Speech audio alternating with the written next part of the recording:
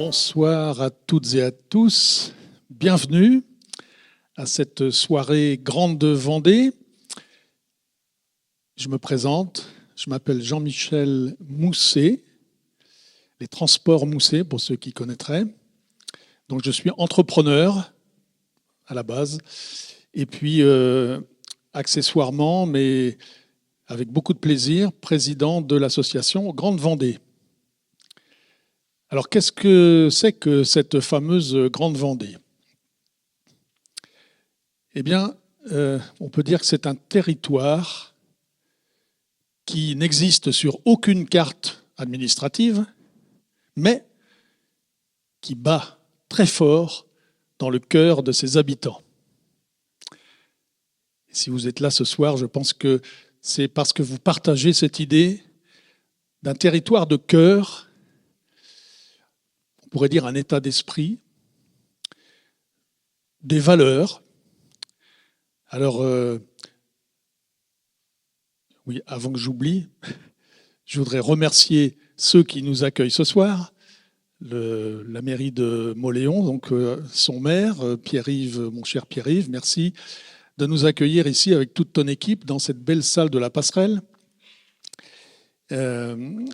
Parce que Mauléon, c'est un lieu historique de cette Grande Vendée. Et moi qui n'habite pas, qui habite dans le département de la Vendée, quand je suis ici, avec mes amis du bureau de la Grande Vendée, nous sommes heureux. Nous sommes d'être ici à Mauléon. On se sent comme à la maison dans cette Grande Vendée. Alors, cette communauté d'esprit, cet état d'esprit, ces valeurs partagées, quelles sont-elles ? Eh bien, nous avons identifié, alors il y en a d'autres, bien sûr, mais on a tenu à en identifier 14 que nous avons regroupés en 7 piliers que vous avez là sous les yeux. Labeur et ténacité, premier pilier. Bien vivre et bien-être. Humanité et humilité, c'est le thème de la soirée d'aujourd'hui. Esprit d'entreprise et bénévolat. Imaginaire et créativité. Courage et résilience. Liberté et solidarité. Alors, cette association Grande Vendée, l'essentiel vient du cœur. Pourquoi ce slogan, l'essentiel vient du cœur ? C'est une façon de résumer.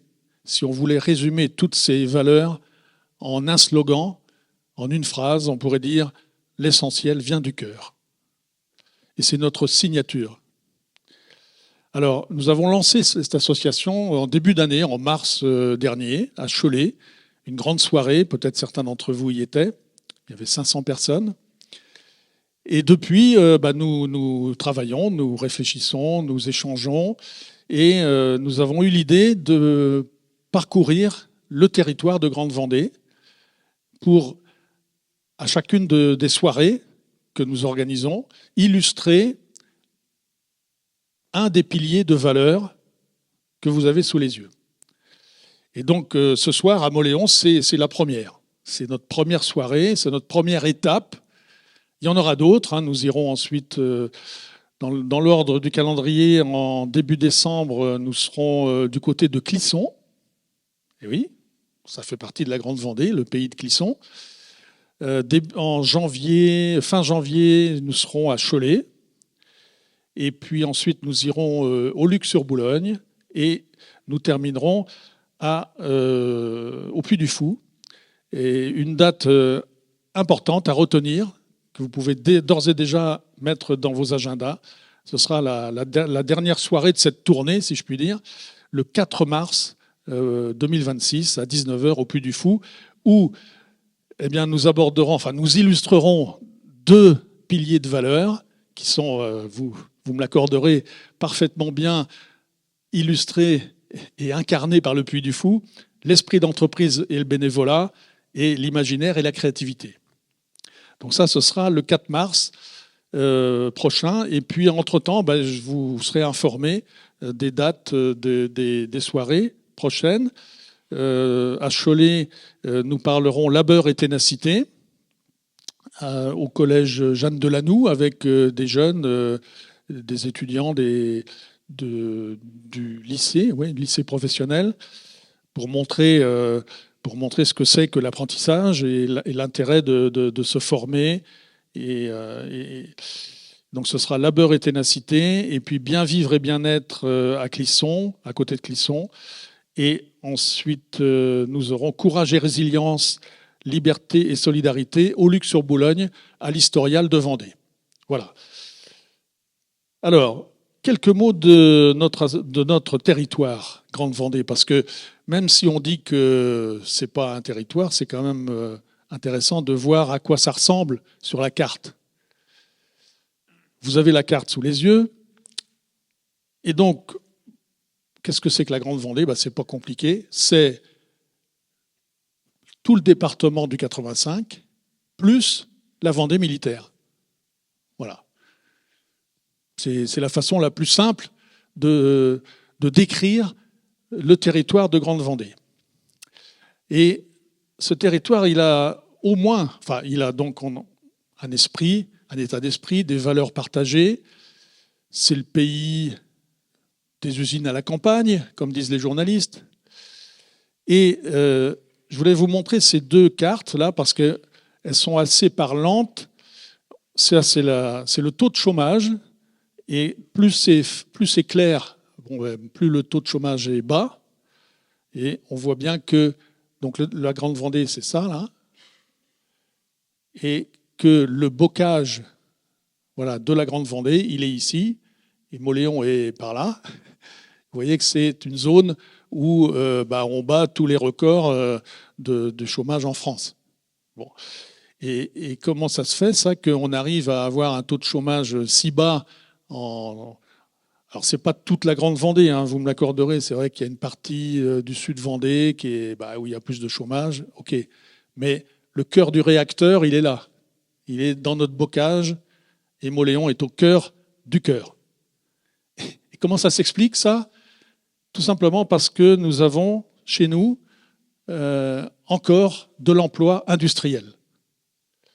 Le taux d'emploi industriel, le taux des emplois industriels par rapport au nombre d'emplois, il est illustré ici. Plus c'est foncé, le plus foncé, c'est plus on est au-delà de 30% d'emplois industriels.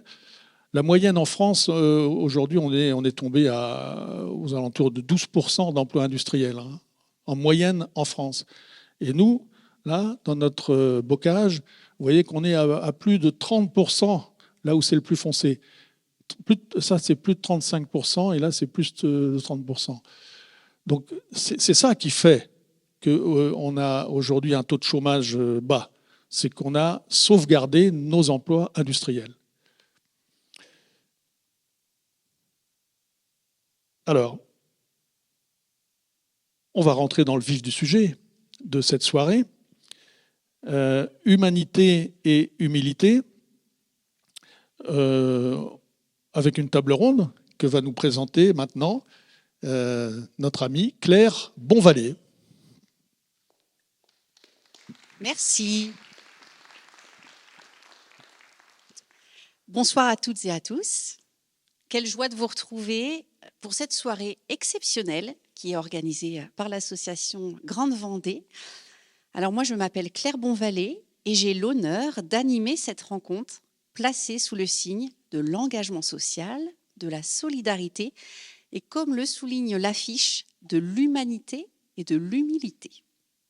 Le thème qui nous rassemble ce soir est au cœur des enjeux de notre société. Travailler autrement, vivre ensemble, ce sera donc une soirée autour de l'engagement social et des territoires solidaires. Alors c'est vrai que dans un monde en pleine mutation, où la question du sens au travail et de la place de chacun dans la société est plus que jamais prégnante, il est crucial de se demander comment nos territoires peuvent innover pour créer un emploi digne et un lien social renforcé. L'expérimentation territoire zéro chômeur de longue durée, dont Mauléon est un territoire précurseur, est un exemple frappant de ces nouvelles pistes. Alors ce soir, nous allons partager une conversation inspirante avec des acteurs majeurs qui, par leur action concrète, incarnent cette volonté de faire autrement. Alors permettez-moi de vous présenter nos 4 invités qui ont accepté de croiser leur regard et leur expérience. Ils me rejoindront juste après sur les fauteuils derrière moi. Nous avons le plaisir d'accueillir Pierre-Yves Marolleau, maire de Mauléon, également président de la communauté d'agglomération du Bocage-Bressuiret et président du comité local de l'emploi. Je pense qu'on peut l'applaudir. Après. Juste à côté, et c'est pas fait exprès, on a également Patrick Valentin qui représente Territoire zéro chômeur longue durée. Merci de l'applaudir également. Nous avons ensuite, vous vous êtes mis dans l'ordre, messieurs, c'est parfait. Nous avons ensuite Jean-Yves Rambaud, président de l'ESIAM. C'est l'entreprise solidaire d'initiative et d'action du Mauléonnais. Je vous remercie de l'applaudir également. Et puis Bernard Arru, qui représente Emmaüs et 100 pour 1 en Bocage. Merci. Ce soir, ensemble, nous allons échanger sur les réussites, également les défis et surtout les perspectives de ces modèles qui remettent l'humain au centre. Alors on se posera des questions. Comment la solidarité peut-elle devenir un moteur économique ? Comment recréer de la valeur et de la dignité pour l'emploi? Et puis comment cet engagement social façonne-t-il concrètement la vie de nos territoires? Donc nous sommes là ce soir, vous l'avez compris, pour une conversation riche, une conversation stimulante. Bien évidemment, après notre échange, vous aurez la parole pour poser vos questions à nos invités. Vous pourrez avoir le micro pour un moment de questions-réponses. Eh bien, je vous remercie d'accueillir nos invités ensemble.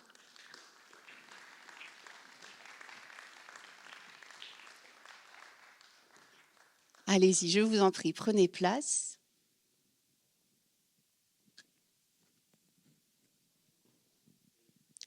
Installez-vous.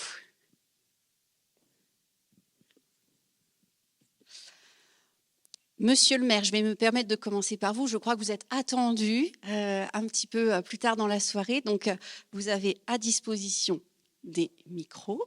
Voilà. Alors, premièrement, peut-être qu'on peut commencer par un tour de table pour représenter bien évidemment vos fonctions, votre organisation et puis la mission peut-être que vous avez eue dans notre thématique. Oui, donc vous l'avez dit, donc Pierre-Yves Marolleau, c'est vrai que j'ai 2 casquettes. J'ai la casquette de maire de Mauléon et je suis également président de l'agglo. C'est pour ça que je vous demanderai de m'excuser. Je serai obligé de vous quitter entre 20h15 et 20h30 puisque la société EGDC fête ses 60 ans. EGDC, c'est une grosse entreprise de travaux publics et c'était aussi l'entreprise de mon beau-père et de mon beau-frère. Donc, je suis attendu à Bocapôle. J'ai décalé ma venue. Donc, voilà. Donc, mon rôle ici, c'est aussi d'être le président du comité local de l'emploi. On expliquera ce que ça veut dire dans l'expérimentation. Et sans entrer pour le moment dans les détails, je serais tenté de dire que j'ai rencontré ces 2 personnages en 2013. Qui m'ont présenté, enfin pas qu'à moi, hein, on était plusieurs élus, qui nous ont présenté ce projet que j'ai qualifié, Bernard, ça va faire sourire Bernard, de très utopique et qui est finalement devenu une belle réalité. Voilà ce que je voulais dire en introduction. Merci beaucoup, monsieur le maire. Peut-être donner la parole. Juste sur votre droite. Oui, Jean-Yves Rambaud. Alors moi, je suis le président de l'ESIAM, puisque l'ESIAM est sous le couvert d'une association loi 1901. Et et Patrick comme Bernard font partie du CA aussi. Et Alors, bien sûr, c'est une entreprise à part entière avec un directeur, mais avec un CA, loi 1901. Merci. Donc, Patrick Valentin, je suis à l'origine, en fait, de cette expérimentation lorsque j'étais au sein du mouvement ATD Quart Monde, où la question m'avait été posée, est-ce qu'on peut faire quelque chose pour les chômeurs de longue durée? Il y a énormément de chômeurs de longue durée, et c'est souvent, malheureusement, des situations très, très, très, très difficiles à vivre et finalement qui font un mal formidable à la société, et aux personnes d'abord, aux familles et finalement à la société. Et donc, l'enjeu est considérable. Le chômage à longue durée, c'est quelque chose qui, moi, m'avait, comment dirais-je, j'avais été très frappé lorsque à l'époque où j'étais jeune, j'ai travaillé au groupe des industries métallurgiques à Paris, et c'était à la fin de la partie plein chômage, plein emploi, c'est-à-dire en 1900, j'ai travaillé jusqu'en 1975, jusqu'en fin 74. Et là, nous savions très bien, à l'époque, au patronat parisien, que les années à venir seraient des années de chômage, de chômage très sévère. Et donc, je n'ai pas compris que l'on puisse laisser venir comme ça le chômage et ne rien faire. Vous voyez, c'est comme ça que les choses se sont présentées à moi. Et en 1975, je suis passé de l'industrie parisienne, où j'étais chargé de la formation des cadres de la métallurgie, je suis passé dans l'économie solidaire à la découverte de l'aide par le travail. C'est très curieux. Je ne savais pas ce que c'était. Je ne sais pas si vous savez tous ce que c'est que l'aide par le travail. Aujourd'hui, on dit ESAT. J'aime pas les sigles, mais c'est comme ça. Autrefois, on disait les centres d'aide par le travail. Et alors, j'ai trouvé ça extraordinaire parce que moi, je croyais qu'on était surtout aidé par les vacances. Donc, l'aide par le travail, ça me paraissait bizarre. Et en réalité, eh bien, c'était tout à fait remarquable. C'est-à-dire que l'aide par le travail a vraiment inventé la révolution que nous avons essayé de faire à Territoire zéro chômeur de longue durée. Pourquoi ? Parce que, au lieu de considérer le travail comme seulement quelque chose pour gagner de l'argent et pour produire, Dieu sait si c'est important, bien sûr, on a considéré le travail comme le premier bien de première nécessité. Vous voyez, on a inversé les propositions. Et voilà, c'est comme ça que tout est venu. Après, je vous passe le détail parce que ce serait trop long. Mais c'était pour vous dire comment c'est venu. C'est venu parce qu'on s'est aperçu que l'aide par le travail, c'était beaucoup plus important et que c'était ça qu'il fallait faire.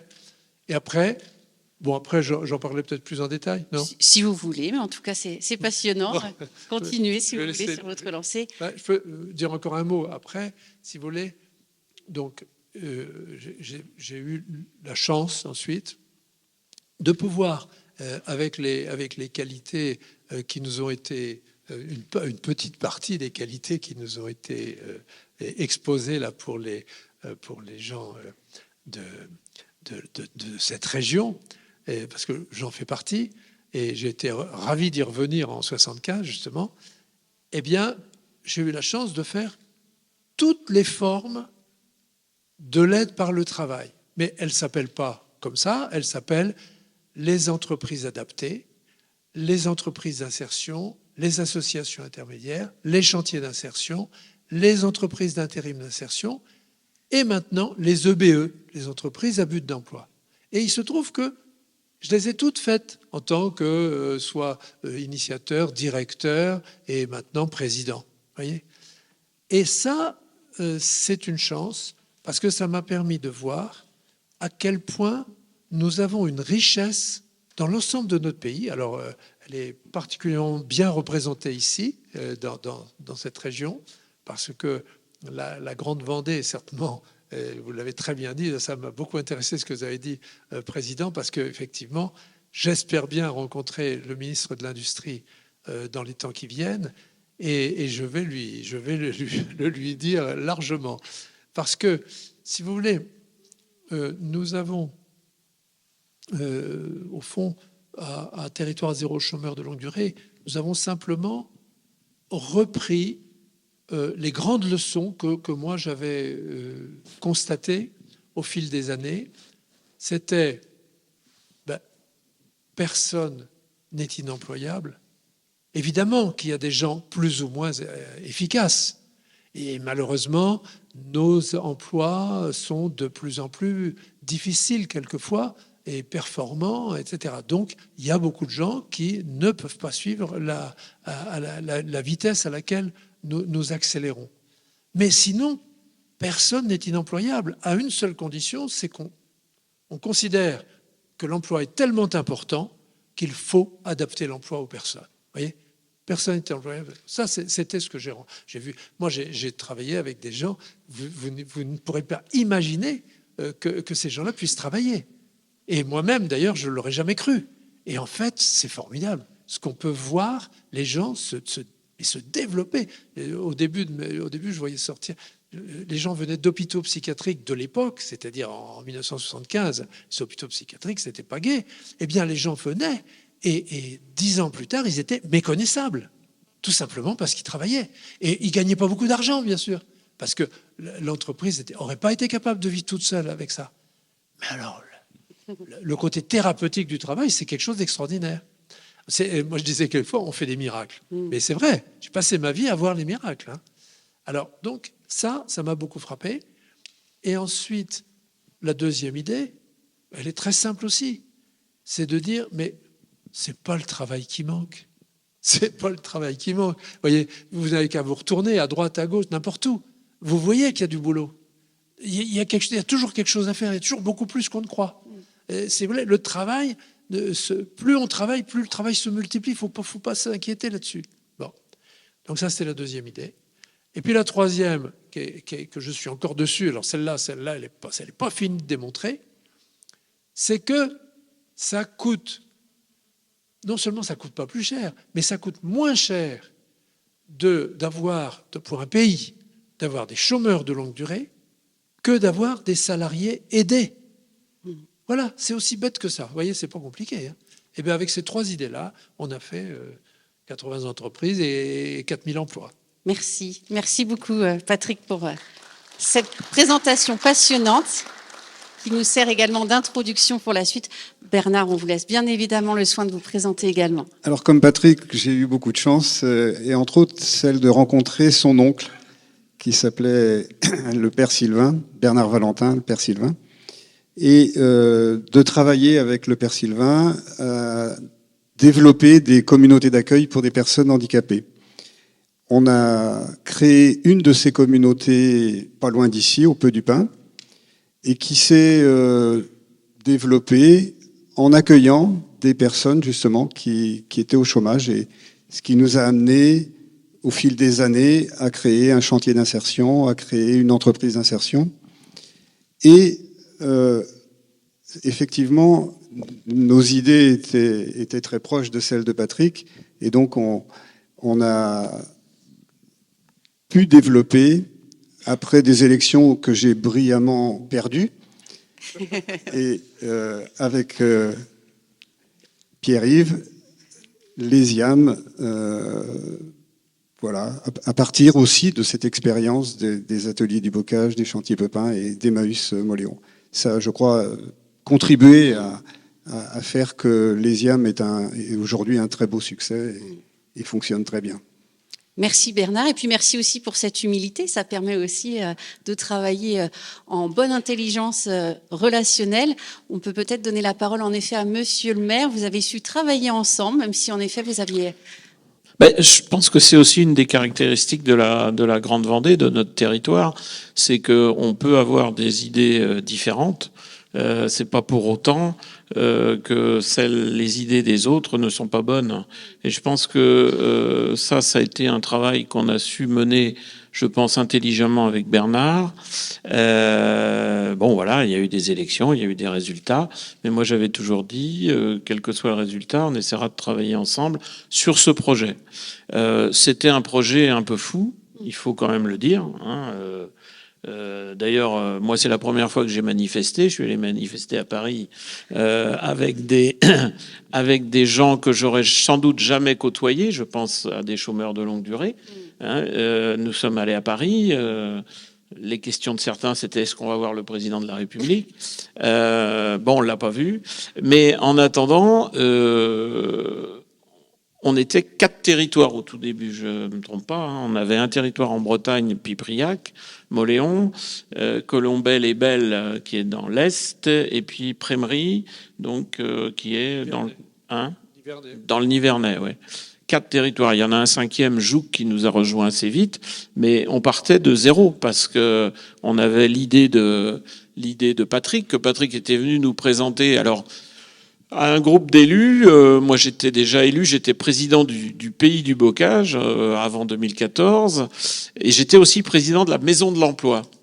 Et la Maison de l'Emploi a eu un rôle aussi primordial dans l'expérimentation, parce que notre Maison de l'Emploi sur le territoire nord de Sèvres, elle a une particularité, c'est qu'on a 4 collèges. Et on a le collège des employeurs, le collège des représentants des personnels, donc plutôt les syndicats, tout ce qui est économie solidaire, et puis on a les élus. Et donc on a une présidence tournante tous les 2 ans. Et à la fin de la première réunion qu'on a eue, les politiques étaient présents, dans leur grande bonté, on dit oh ben ça serait bien que la Maison de l'Emploi, dont j'étais le président, s'occupe de ce projet-là. Donc c'est ce qui s'est passé en 2014, après les élections, et il a fallu convaincre surtout le Collège des employeurs, qui voyait là d'abord une initiative, bon c'est vrai originale, mais qui se disait oui mais alors quelles vont être les relations avec le monde économique traditionnel, on va dire. Mais en fait, tout le monde a joué le jeu, et grâce au soutien à cette époque-là de la région Poitou-Charentes, il faut quand même le saluer aussi, de différents partenaires qui nous ont aidés, eh bien, on a pu lancer dans cette salle une grande réunion à laquelle Bernard et Patrick étaient présents. On avait une salle qui était copieusement remplie, avec des chefs d'entreprise, des responsables associatifs, des demandeurs d'emploi, et pour lancer, mettre le bébé sur les rails. Et c'est ce qui s'est passé. Donc ça, c'était en 2015, si je me trompe pas. Donc fin janvier 2015, pour lancer un petit peu cette expérimentation. Alors lancer, c'était simplement d'expliquer ce que c'était, ce qu'on allait faire. Et grâce au soutien donc de différents partenaires, on a pu mettre en place une équipe de travail, recruter d'ailleurs rapidement aussi un chargé de mission qui est devenu ensuite d'ailleurs le chef d'entreprise. Et c'est assez drôle parce que c'est quelqu'un qui avait vécu toute sa vie professionnelle plutôt à un poste de DRH dans des grandes entreprises comme Euliez, comme Célio, comme Millet, et qui voulait donner un autre sens à sa vie, et qui s'est dit je vais recruter des gens que jamais je n'aurais recrutés dans ma première vie professionnelle. Et ça nous a quand même beaucoup aidé parce que la personne avait un carnet d'adresses important, et ce qui nous a permis d'avancer aussi plus vite sur le projet. D'accord. Alors justement, on parlait d'avancer plus vite. Est-ce que certains d'entre vous pouvaient nous expliquer les étapes qui ont été nécessaires justement pour faire de ce territoire celui que l'on connaît aujourd'hui? J'imagine déjà rencontrer la population. Alors, oui, là déjà cette réunion, c'est ça. Premier, ça a été de rencontrer les demandeurs d'emploi volontaires, puisque cette expérimentation, elle est basée sur le volontariat. Hein. On n'a obligé personne. On a travaillé avec, à cette époque-là, c'était Pôle emploi. Maintenant, c'est France Travail. On a eu une liste sur Mauléon. Mauléon, puisque vous savez que Mauléon, c'est un ensemble de communes associées. On avait à peu près 200 noms de mémoire. Et la première étape, ça a été que, grâce à l'argent qu'on avait pu récolter au niveau Poitou-Charentes, eh bien, on puisse détacher deux collaboratrices de la Maison de l'Emploi pour accueillir les gens volontaires et leur dire, vous savez faire quoi, vous voulez faire quoi. Et oui, donc on revient au niveau des compétences. Voilà. Qu'est-ce que vous savez faire, qu'est-ce que vous voulez faire. Voilà. Et ça a été sur l'année, quasiment toute l'année 2015, avec des entretiens qui étaient prévus durer 1h30. Et on s'est vite rendu compte que les gens avaient beaucoup envie de parler, parce que pour certains, ils ne parlaient plus à grand monde depuis bien longtemps. Et donc, les entretiens duraient plutôt plus de 2 heures. Mais c'était déjà une première victoire. Au-delà des entretiens, il y avait des réunions toutes les semaines qui avaient lieu ici, et qui préparait la mise en œuvre de l'entreprise. C'est-à-dire que au moins une quinzaine de personnes étaient très fidèles, et ils ont, donc des chômeurs de longue durée, et ils ont conçu, envisagé les différents travaux, alors tout ne s'est pas réalisé évidemment, mais il y avait une volonté de mettre en œuvre cette entreprise qui était assez extraordinaire. On a un des membres de cette équipe de l'époque, mais voilà, vous étiez une quinzaine très fidèles et qui ne calculaient pas leur temps pour pouvoir préparer la mise en œuvre de l'entreprise. Oui, parce qu'il a fallu s'adapter aussi, il a fallu accueillir, peut-être anticiper aussi les profils des personnes. Est-ce qu'on peut peut-être donner quelques renseignements là-dessus? Je crois que ce qui a été vécu ici à Mauléon a été vécu aussi partout en France. Il y a 82, 85 territoires donc en France qui ont suivi l'exemple de Mauléon et des 4 premiers. Et ce qu'on a vécu partout, et alors ça, c'est ce qui m'a fait le plus, ça fait extraordinairement plaisir, c'est que lorsque les gens sentent qu'on leur fait confiance, eh bien, du coup, ils se révèlent. Alors que vous savez, je viens d'avoir une expérience que je trouve abominable. Une petite jeune femme que j'ai recrutée l'année dernière pour faire de la communication. Elle est douée comme tout, elle connaît très bien son métier, etc. Mais je ne pouvais pas la garder plus longtemps, j'avais 1 an de budget. Bon.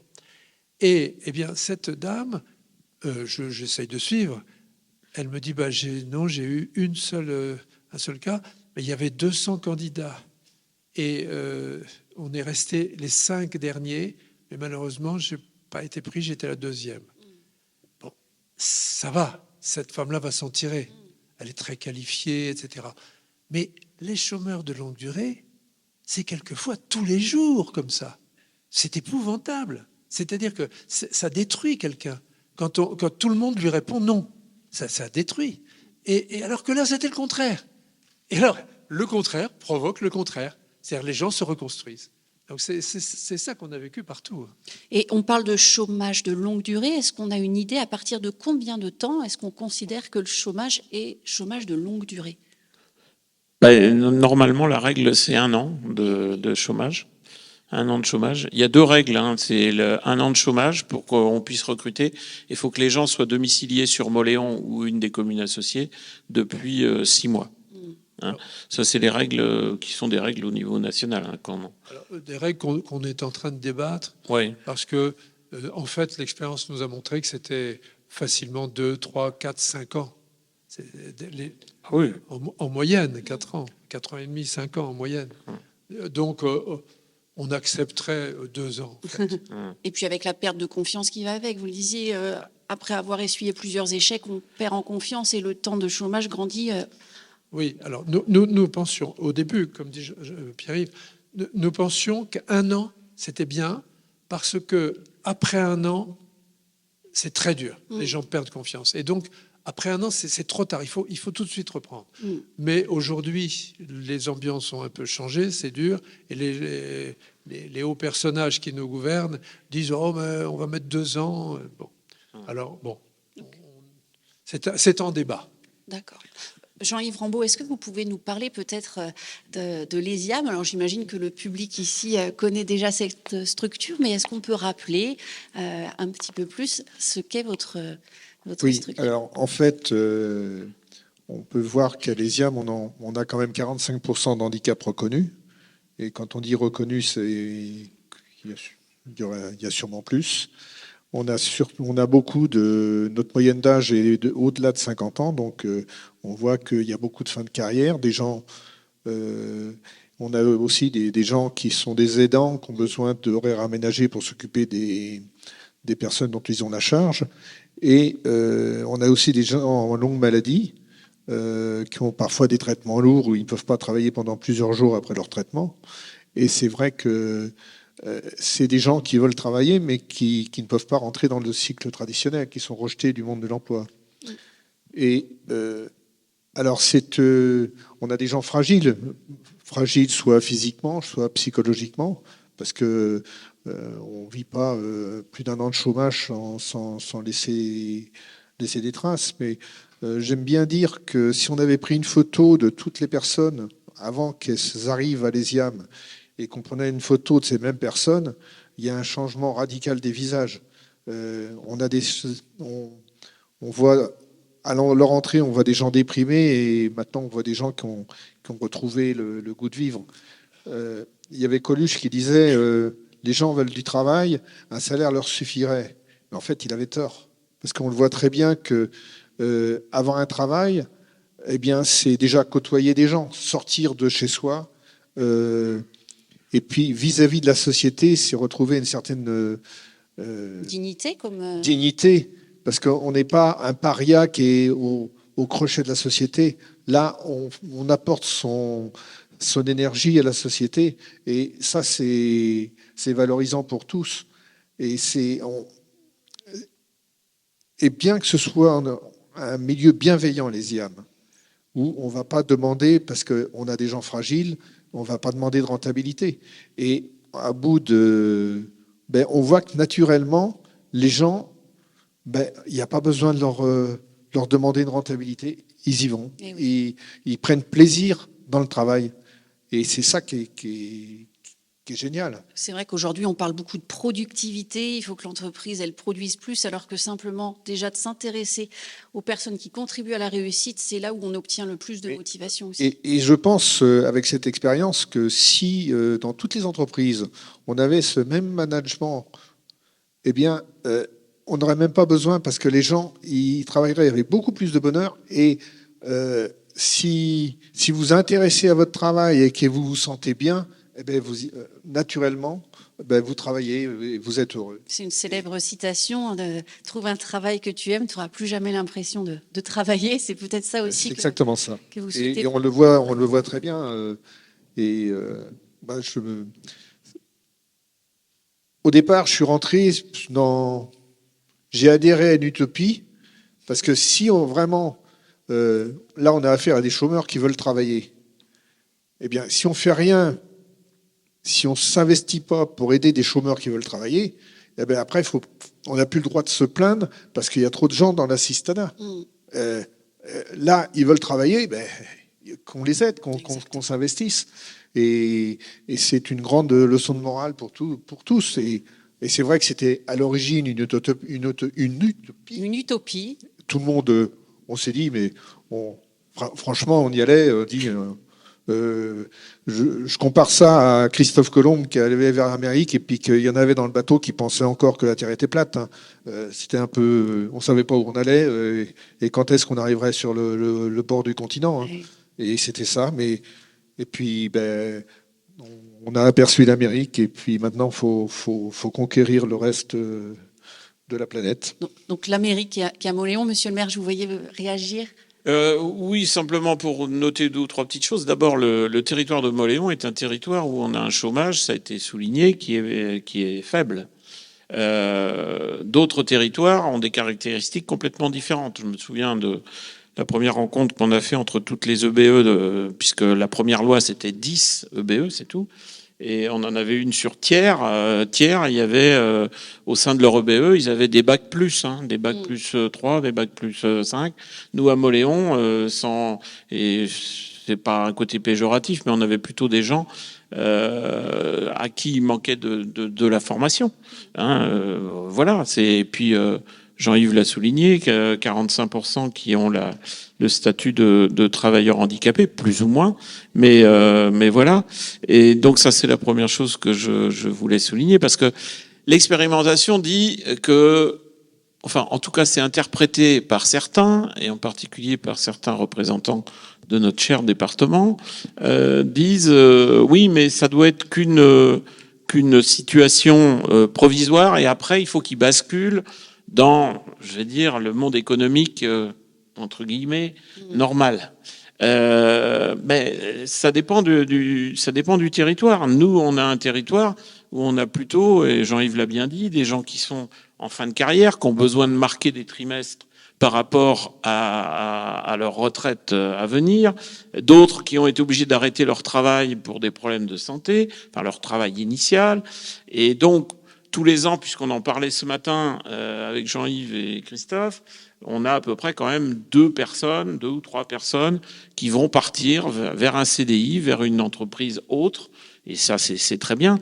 Mais on sait aussi qu'on en a un maximum qui vont rester au sein de l'entreprise. Moi, ce qui m'a plus marqué, parce que depuis 2016, je crois bien que j'ai fait pas loin de 400 visites de l'entreprise, avec des gens très variés. Ça va de délégations qui sont venues. La dernière, c'était des délégations de 6 pays européens qui sont venus nous rencontrer, parce que ils vont faire. L'Europe vient de débloquer pour ces pays 23 millions d'euros. Ça aurait été bien qu'ils en débloquent un peu pour nous, mais bon, c'est pas le cas.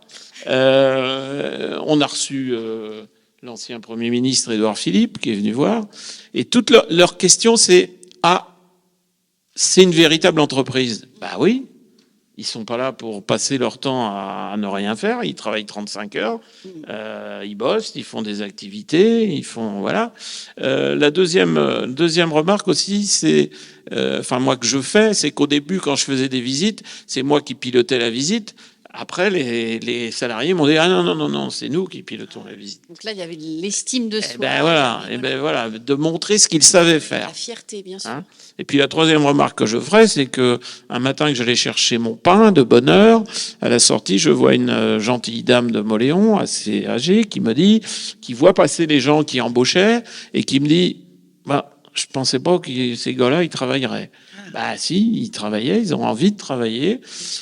Il y avait des problèmes de mobilité, de santé, Jean-Yves l'a rappelé, mais quand on leur donne les moyens, voilà, ils travaillent, et c'est vrai que ce qui nous a fait du mal, par contre, c'est la période Covid, où quand vous sortez des gens et que vous les remettez que vous leur apprenez à respecter des horaires, parce que pour certains, c'était ça. À se comporter correctement avec les autres, à remettre en place une certaine hygiène, à quitter certaines dépendances. Et quand en 2020, rappelez-vous, quand c'est tous le 17 mars, on s'est tous mis chez nous à plus bouger. Ces gens-là qui se retrouvent tout seuls chez eux, ça redevient difficile, et c'est vrai que ça marquait un temps d'arrêt. On est reparti depuis, mais... Et l'après était difficile, peut-être? Il a fallu relancer la machine. Et ça a été un autre pari, un autre départ. Un nouveau souffle. Mais c'est vrai que la réussite de l'ESIAM, c'est aussi la réussite de tous les salariés. Parce que vraiment, on sent des gens qui veulent travailler, et aussi une réussite de l'encadrement. Parce que, comme disait Monsieur le maire, c'est aussi une école de réapprendre comment se conduire dans une entreprise, et à la fois avoir un encadrement qui est à la fois bienveillant, mais qui rappelle les règles, et puis qui lance tout le monde, essayer de faire évoluer chacun. C'est un travail énorme, et surtout avec c'est des personnes qui ont été fragilisées. Donc, tous les problèmes que vous pouvez avoir dans une société classique se retrouvent multipliés. Et quand on voit l'encadrement, comment ils font face à tout ça, c'est génial. Hein. Patrick, je vous voyais réagir également. Oui, je veux bien ajouter quelque chose sur la question du rapport entre une entreprise comme la nôtre, celle de l'ESIAM ou les autres entreprises à but d'emploi ou les entreprises d'insertion, d'inclusion, enfin les EA, toutes celles que j'ai citées, et le rapport entre elles et les entreprises ordinaires de l'économie de notre pays. En fait, si vous voulez, Pierre-Yves a évoqué tout à l'heure l'anxiété de départ. Et en réalité, ça ne se passe jamais mal. Ça se passe. Alors, je ne dis pas qu'il n'y a pas eu bien sûr qu'il y a toujours des ajustements. Il y a des moments où il faut se mettre autour de la table et puis discuter. Il y a un tas d'exemples, bien sûr, parce que vous avez des entreprises qui n'ont pas le même but et qui n'ont pas les mêmes contraintes. Donc, ça ne se passe pas mal à condition que l'on reconnaisse des deux côtés l'importance de l'autre. C'est-à-dire que c'est quand même les entreprises qui nous permettent d'avoir ce que nous avons. C'est grâce à elles que notre économie existe, etc. Donc, ça, c'est très important. Et elles n'ont pas les mêmes contraintes parce qu'elles, c'est les entreprises qui n'ont pas l'aide que nous avons, elles n'ont pas non plus les contraintes que nous avons. Donc c'est parfaitement légitime, mais c'est différent. Et le secret, c'est la complémentarité.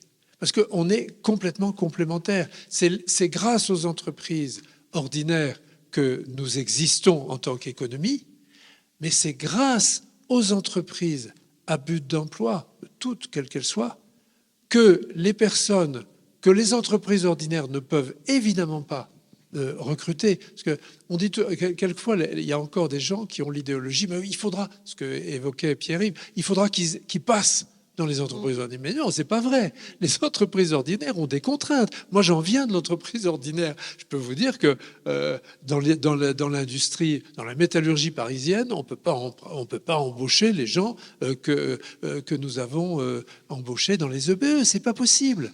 Et ça m'agace quand on veut régler le problème en parole, en disant oui, mais après ils vont passer. Mais non, ils passeront pas. Les entreprises ordinaires ont des contraintes. Faut le comprendre. Donc, c'est pas de la faute des entreprises ordinaires. C'est tout simplement parce qu'elles n'ont pas les mêmes contraintes. Alors après, sur la question, juste un mot sur ce qu'a dit Jean-Yves, sur la question de la qualité des relations humaines dans les entreprises autres que les nôtres. Moi, je ne suis pas sûr qu'on soit toujours les meilleurs. J'ai été dans l'entreprise ordinaire et j'enseignais. J'enseignais modestement, je faisais partie de l'organisation qui enseignait les mêmes règles de bienveillance et de toutes sortes de qualités. C'est les mêmes qualités.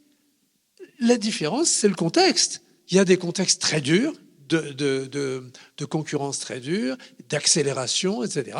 Et puis des contextes plus reposants. Et donc, il faut tout pour faire un monde. Et je ne pense pas qu'il faille opposer. Voilà, c'est complémentaire. Et je pense que les qualités doivent être les mêmes. Mais... Ça complète ce qui existe déjà, c'est ce que vous disiez. Ah oui, moi c'est ma conviction. Oui. C'est simplement parce qu'une société est faite de tout le monde. Mais chacun doit avoir sa place. Et pour parler justement d'une société de tout le monde, Bernard, vous représentez à la fois Emmaüs et puis 100 pour 1 en bocage. Peut-être nous en dire un petit peu plus aussi sur vos structures. Alors 100 pour 1, c'est une initiative d'une communauté Emmaüs de Tours au départ, il y a pas mal d'années, et qui a fait tache d'huile, puisque aujourd'hui il y a plus d'une centaine d'associations qui tout simplement accueillent les personnes qui n'ont pas de papier, qui ont été obligés de fuir, de quitter leur pays pour tout un tas de raisons. et qui ont été refusés parce que bon, il y a un contexte difficile pour ces personnes-là. Et donc, on a sollicité une centaine de personnes pour pouvoir accueillir une famille. Et alors au départ, c'était le point de repère, c'était de dire on demande 5 € par mois et par personne qui désire s'engager dans cet accueil, de façon à pouvoir accueillir une famille. Au départ, il nous fallait environ 500 € par mois pour loger et financer toutes les charges d'une famille. Aujourd'hui, il faut un peu plus. Les coûts ont augmenté. Donc, on donne plutôt comme point de repère 7 € par mois. Et voilà, c'est pour ça qu'on appelle cette association 100 pour 1, 100 donateurs pour accueillir une famille. Ce qui est important de dire, c'est que le problème de fond des personnes sans papier, c'est qu'elles n'ont pas le droit de travailler. Oui. Et ça, c'est une catastrophe parce que elles ne demandent que ça, de contribuer à l'économie et de pouvoir vivre de leur travail et non pas de la solidarité aussi bienveillante soit-elle. Et on a réussi, au sein de notre association 100 pour 1, à donner du travail. Alors parfois avec l'aide d'entreprises qui avaient un véritable besoin. Bon, je vais même vous en citer une. L'entreprise Auger ne trouve personne pour aller monter sur les toits pour installer des panneaux photovoltaïques. Eh bien, ils avaient à l'époque, parce que c'est moins le cas aujourd'hui, vu que le directeur a changé, mais donc ils recrutaient des personnes de l'association 100 pour 1 pour étoffer leurs équipes et pour répondre voilà, aux besoins. Donc c'est vraiment quelque chose de fondamental de savoir que aujourd'hui, vous avez énormément de personnes qui sont sur notre territoire pour tout un tas de raisons politiques, religieuses, etc. Enfin, il y a tout un tas de raisons pour lesquelles les gens ont été obligés de quitter leur pays et qui ne demandent qu'à contribuer à l'économie et à travailler. Et donc, voilà, on trouve notamment pour l'aide, là aussi, beaucoup d'associations qui accompagnent les personnes handicapées ont du mal à recruter. Et eh bien, voilà, on trouve au sein de ces sans-papiers pas mal de bras et de personnes qui sont de volontaires. Voilà. Donc on arrive à trouver du travail. Et c'est fondamental, quoi. Et puis, ce qui est important aussi, c'est que ce travail-là, il est là aussi pour prendre soin de la société. On prenait l'exemple peut-être de certaines activités que vous proposez. J'écoutais dans une interview, Patrick, vous expliquiez la toilette, on a plus le temps. C'est aussi une manière peut-être de tenir des petits commerces. Est-ce que, monsieur le maire, vous avez constaté aussi que dans votre commune, ça avait permis de maintenir peut-être certaines activités qui étaient en train de décliner? Eh bien, on a une aide spécifique en ce moment sur une épicerie associative qui est sur Loublande, où l'ESIAM met à disposition quelqu'un pour tenir donc cette épicerie associative au moins sur les jours de la semaine, le matin. Oui, c'est un exemple frappant. On a aussi enfin là, Jean-Yves parlera sans doute des différentes activités, mais on a une activité autour.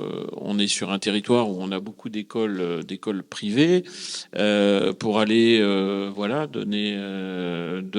surveiller la cantine ou des choses comme ça. Donc oui, il y a ce rôle-là qui est important. Et puis on a surtout pas mal d'activités qui sont aussi basées, et c'est très dans l'air du temps, sur la rénovation, enfin tout ce qui est rénovation, tout ce qui est récupération. Ce matin encore, des déchets. Oui, il y a plein de choses qui montrent qu'on répond à des vrais besoins. C'est Patrick qui disait tout à l'heure que du travail il y en a. On s'est rendu compte qu'il y avait des niches un petit peu partout. Le problème, c'est qu'on ne doit pas être concurrentiel. Donc, quelquefois, la frontière est extrêmement ténue. Mais je rappelle Louis Gallois, qui a été longtemps notre président au niveau national. C'est bien la preuve que quand vous avez quelqu'un comme Louis Gallois, qui a été quand même un grand capitaine d'industrie et de grandes entreprises, s'est intéressé, il s'intéresse toujours à cette expérimentation, ça veut dire qu'il y croit. Louis Gallois dit toujours que c'est une expérimentation à deux jambes. Il y a une jambe économique, une jambe sociale. Il ne faut pas qu'il y en ait une qui soit à la traîne de l'autre. Et c'est tout à fait ça. Hein. C'est-à-dire que, je suis pas en train aussi de vous dire que l'expérimentation, c'est tout va bien, c'est bisounours. C'est pas vrai. C'est difficile tous les jours. Jean-Yves et les encadrants pourront vous le dire. Hein. C'est pas ça. Voilà. C'est comme la vie de toute entreprise. Hein. Il y a des hauts, il y a des bas. Il y a des décisions parfois difficiles à prendre. Et voilà. Mais en tout cas, les IAM est passé. Aujourd'hui, les Moléonais savent ce que c'est que les IAM et savent ce que fait les IAM. C'est quelque chose d'extrêmement important. Et sur les activités, il y a des choses. Moi, j'en apprends à chaque visite que je fais. Je crois que j'apprends des nouvelles choses sur ce qui se fait en lien avec le monde économique au sens large, d'ailleurs, et associatif aussi. Une autre parole intéressante de Louis Gallois pour illustrer justement la complémentarité et le fait de la non-concurrence qu'il y a entre les entreprises classiques et les entreprises entre guillemets aidées. Il nous a dit tant que ça gueule pas, vous pouvez y aller. Voilà, parce que des fois, on est en limite des règles. Mais voilà, c'est important que Louis nous pousse à aller le plus loin possible. Donc, tant que ça gueule pas, on continue encore. On n'a pas encore tout essayé. Est-ce qu'il y a justement eu une objection, quelque chose Alors, c'est vrai qu'au tout début de l'expérimentation, il y a eu quelques tensions parce que beaucoup de personnes, notamment dans le monde de l'insertion, avaient peur qu'on aille prendre des parts de marché. Oui. Mais ça, en fait, il suffit de maintenir le dialogue avec les autres acteurs de l'insertion. Et d'ailleurs, pour en citer une, il y a Tout Service qui est à Bressuire, qui fait de l'intérim. Et leur président est dans notre conseil d'administration et moi, je suis dans leur conseil d'administration. Et régulièrement, nos directeurs se rencontrent pour équilibrer, pour pas aller marcher mettre les pieds chez l'autre et inversement. Et c'est vrai que toutes nos activités sont beaucoup basées sur de la récupération de matières premières. Donc on fait du démantèlement de menuiserie où on récupère le bois, on récupère le plastique, on récupère le vitrage. On a un atelier bois qui démantèle des palettes, des vieilles palettes pour faire des meubles. On a un atelier qui démantèle d'anciennes palettes pour refaire des palettes nouvelles. Donc, on a aussi un service sur le territoire où là, on va sur des missions extérieures, mais il y a beaucoup d'activités qui sont basées sur de la récupération. Et quand on sait la planète, combien elle a besoin qu'on l'aménage un peu, oui. Et en sachant on sait bien que sur toutes les matières premières, il y a les grandes puissances qui sont en train de faire une main basse et que peut-être que dans 5 ans, c'est l'État qui demandera à ce que tout le monde récupère les matériaux. Alors, peut-être que dans 5 ans, juste donner la parole, si vous le voulez bien, à monsieur le maire qui doit bientôt nous quitter. Peut-être que dans 5 ans, ça m'inspire justement cette question. Est-ce que monsieur le maire, vous pourriez nous donner peut-être une idée si dans 5 ans, vous pourriez imaginer peut-être votre commune idéale, à quoi est-ce qu'elle devrait ressembler, ou d'autres communes? Quel est le message de conclusion que vous pourriez nous donner? Alors d'abord, dans 5 ans, je serai plus maire.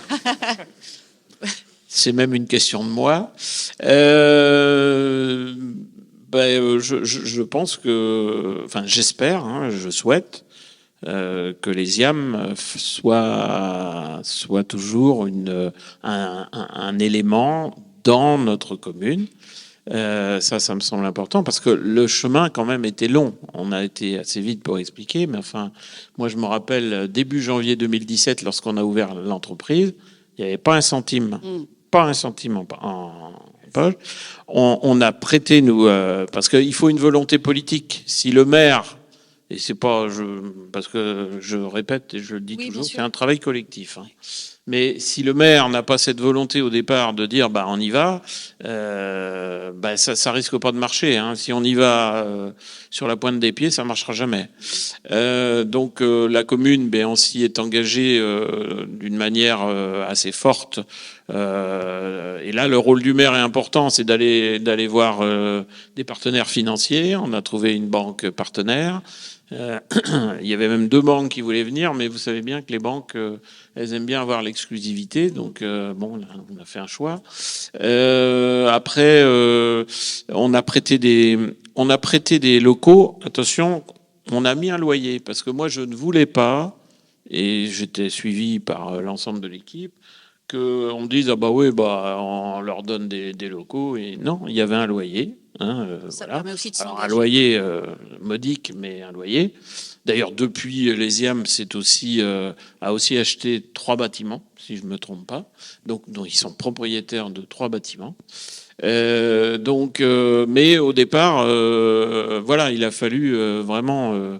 Alors ça a été signalé tout à l'heure. C'était une équipe de 17, je crois. Le jour où on a créé l'entreprise, vous deviez être 17 en tout. Ça a été un vrai challenge, un vrai pari de trouver des activités. Donc ça m'embêterait parce que aujourd'hui, nous sommes quand même à un tournant. Patrick est plus optimiste que moi, parce que l'État se fait un peu tirer les oreilles pour continuer à financer, parce que je rappelle que c'est quand même l'État qui verse pour chaque salarié embauché 95% d'un SMIC. Vous allez me dire, s'il les donnait pas là, il faudrait qu'il les donne à des gens qui seraient chômeurs. Donc, il y a quand même un intérêt à voir des gens travailler, je pense, quand même. Moi, je souhaite vraiment que cette expérimentation soit confirmée dans les mois qui vont venir, et qu'on y verra un petit peu plus clair au niveau de ce qui se passe là-haut. C'est quand même des lois. Les 2 premières lois ont été votées à l'unanimité, à la fois des députés et des sénateurs. Moi, je suis allé tout dernièrement au Sénat pour parler avec les groupes politiques. Tu y étais, hein, Patrick? Bon, il n'y a pas d'opposition au niveau du Sénat, en tout cas. Au niveau de la Chambre des députés, c'est un peu plus compliqué, mais enfin, tout est compliqué à la Chambre des députés. Voilà. Mais encore une fois, moi, j'espère que dans 5 ans, on continuera. Ça permet à des gens de se retrouver, de participer à la vie aussi de la commune. Et puis, moi, je n'oublie pas que cette expérimentation a donné un sacré coup de projecteur sur Mauléon. C'est vrai. Il faut que les gens en soient conscients. On a eu la chance, parce que ça a été une chance, d'avoir Marie-Monique Robin, qui est venue tourner pendant 3 ans, qui les a suivis. Marie-Monique, c'est pas quelqu'un qui est toujours facile, mais elle a fait un film tout à fait remarquable qui est passé donc sur M6. Je peux vous dire que des courriers, j'en ai reçu, des mails, j'en ai reçu. J'ai eu des visites, j'ai même eu des gens qui appelaient pour savoir s'ils pouvaient pas déménager puis venir vivre à Mauléon pour ensuite rentrer à... Alors là, j'ai mis un peu les freins quand même, mais ça a été un coup de projecteur qui moi m'a amené à témoigner un peu partout, y compris au Congrès des maires à Paris, devant plusieurs milliers de mes collègues, et d'expliquer un peu ce qu'était, et ce qui fait qu'aujourd'hui, on a quand même 83 territoires, que encore il y a 2 ou 3 jours, le maire de Bordeaux, j'étais surpris parce que quand il m'a dit son nom, j'ai pas tilté d'un coup, m'a appelé, je sais pas, c'était peut-être pour me parler de Noël, parce que je sais qu'il est un peu contre les images de Noël, mais c'était pas pour ça. Donc il me dit, il faut qu'on fasse une tribune pour défendre le projet. J'ai dit, moi, pas de problème, on soutiendra, parce que Bordeaux accueille en ce moment le congrès de tout ce qui est économie sociale et solidaire, là, sur 3 jours. Moi, j'ai dit, pas de problème, moi, je signe. Oui, effectivement. Mais je crois que il faut que chacun soit convaincu que c'est une expérimentation extraordinaire. Moi, je la considère comme une très belle aventure humaine. Oui. Hein, très belle, où on met l'humain au centre. Et quand on est élu, c'est bien d'aller inaugurer une salle omnisport, d'aller inaugurer un EHPAD, comme je vais faire bientôt. Mais c'est autrement plus enrichissant que de travailler avec des hommes et des femmes qui, en plus, sont très reconnaissants et savent me le dire. Et ça, c'est quelque chose qui n'a pas de valeur. Exactement, qui n'a pas de prix. Merci, monsieur le maire. En tout cas, je sais que vous êtes attendu. On peut vous remercier de votre présence. Juste, encore une fois, m'excuser, mais vous comprendrez que, voilà, faut... Vous êtes tout excusé. Voilà, et vous dire tout le plaisir que j'ai eu de participer, mais je vous laisse entre de très très bonnes mains. Merci. Merci et bonne soirée à tout le monde. Bonne soirée. Et... Oui, on peut remercier monsieur le maire parce que vraiment, il y a un engagement fort pour les IAM, et les IAM n'existeraient pas sans son investissement, ça c'est clair. Le message est passé. Merci beaucoup. Et Patrick. alors, par rapport au remerciement, c'est vrai que on peut remercier l'État qui finance en partie, mais aussi le département qui a aussi une participation à 15% du gouvernement. La région qui, sur des investissements, nous a souvent soutenus sur des investissements. Et puis, tous nos partenaires avec qui on travaille, des entreprises, des clients, des gens qui nous donnent du travail. Et ça, sans tout ça, les IAM n'existeraient pas non plus. Alors, je reviendrai volontiers sur la question de l'avenir. Alors, je regrette, mais je vais le revoir parce que j'ai pas du tout les mêmes craintes que lui.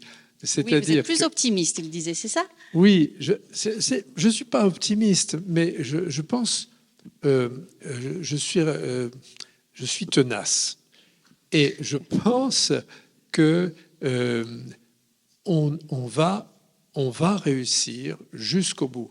Qu'est-ce que j'appelle réussir jusqu'au bout? C'est pas seulement cette expérimentation. Réussir jusqu'au bout, c'est avoir... On est en train de préparer une loi pour clôturer l'expérimentation et permettre à tout ce qui a été fait jusque-là de continuer. C'est très bien. Mais nous préparons aussi une loi qui va permettre de libérer tous les territoires de France qui voudront faire pareil. Les libérer, c'est-à-dire leur donner une possibilité. Alors, comment allons-nous faire? J'explique en quelques mots. Si vous voulez, le problème que Pierre-Yves a évidemment dans l'esprit, et vous l'avez bien senti, c'est dire, mais est-ce qu'on aura les sous, l'argent? C'est toujours le troisième terme, c'est-à-dire ce n'est pas l'argent qui manque. Oui, mais comment faire? Eh bien, lorsqu'on fait le calcul très simple de l'argent qui est reçu par toutes ces entreprises dont j'ai parlé, les EA, les EI, les AI, toutes. Si on fait le calcul de l'argent qu'elles reçoivent de la collectivité, de l'État, et du fait qu'elles font entreprise, de l'argent qu'elles ramènent dans les caisses de l'État. Je parle en dehors de toute autre chose. Elles reçoivent et elles apportent aux caisses publiques. On s'aperçoit que sur les 7, il y en a 3 qui reçoivent un peu plus que ce qu'elles apportent et 4 qui apportent beaucoup plus que ce qu'elles reçoivent. Si bien que quand on fait le total, et je l'ai fait, je peux vous dire que c'est du boulot, parce que les chiffres officiels, je ne les avais pas. Donc j'ai été obligé de les chercher un peu partout. Eh bien, au final, dans un an, et pour l'ensemble fait 6600 établissements. D'accord ? 6600 établissements en ESAT, EA, AI, EI, ETTI, ACI et EBE. D'accord ? 6600 établissements. Au total, si on accepte les ESAT, qui coûtent un peu plus cher pour des raisons médicales, si on prenait simplement les 6 autres, ça fait gagner chaque année 850 millions à la collectivité. Non mais c'est pas énorme, vous me direz. Bien sûr, par rapport aux entreprises ordinaires, évidemment que ce n'est pas comparable. Les entreprises ordinaires font gagner évidemment beaucoup plus, heureusement d'ailleurs. Mais là, nous avons des personnes qui étaient au chômage de longue durée, toutes, n'est-ce pas ? Et donc ces personnes coûtaient, alors je n'ai pas le chiffre exact, mais écoutez, les allocations, si, le chiffre exact, je l'ai, c'est 8 000, en moyenne, c'est 8 300, à peu près 8 250 ou 8 300 euros par an, en moyenne, hein. Les uns plus, les autres moins, 8 000 euros par an. Donc, de toutes les façons, cet argent-là, ça coûtait, de toute façon, la collectivité, elle payait cet argent. Elle ne le paye plus. Mais à la place, elle paye une aide au poste. Mais l'aide au poste est remboursée parce que les gens travaillent, parce que l'entreprise apporte des cotisations, de la TVA. Tous les chiffres d'affaires, c'est la TVA comme tout le monde, etc. Enfin, je vous passe le détail, mais le détail, je l'ai fait et je suis arrivé à ce chiffre-là. Et si on met les ESAT, c'est-à-dire la totalité, même ceux avec le coût médical, qui est quand même très lourd, hein, les ESAT ont un système remarquable, très important, mais qui, évidemment, coûte plus cher. Eh bien, le total sur donc 305 000 personnes, le total, c'est un apport de l'État, que je ne dise pas de bêtises, de 4 milliards, un peu plus de 4 milliards, et un retour, oui, 4 milliards 9, et un retour de l'ensemble des entreprises de 4 milliards 750. Il y a 150 000 euros de différence négative. Ce qui est très peu de choses, finalement, par rapport à 300 000 personnes qui, sinon, seraient chômeurs de longue durée, etc., et exclus de la société. Donc voilà. Donc, j'y crois et je suis sûr qu'on va convaincre avec ces chiffres. Et j'ai déjà rencontré un certain nombre de gens dans les ministères qui commencent à se poser des questions, etc. Oui, parce que beaucoup ont cette croyance limitante que ça coûte plus cher l'insertion, oui, alors qu'au final, vous nous prouvez par les chiffres que c'est tout l'inverse. Mais oui, on peut prouver par les chiffres. Alors, on peut prouver par les chiffres qu'il est possible, c'est ce que je propose aujourd'hui, pour la 4e loi, attendez, 1, 2, 3, oui, là, ça fera la 4e loi, je propose que ce soit collectif. C'est-à-dire que sur un territoire, et j'espère que à Bressuire, ça sera un territoire qui sera intéressé, mais Pierre-Yves est parti, c'est dommage.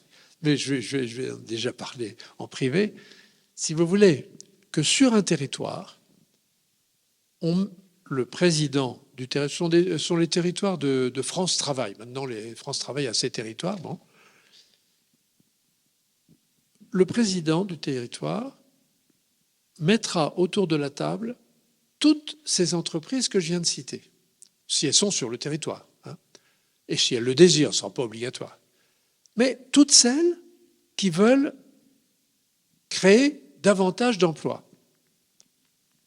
Et elles sont évidemment intéressées, puisqu'on sait, on sait les besoins. Les besoins sont, les besoins, je vous les rappelle, 2,2 millions.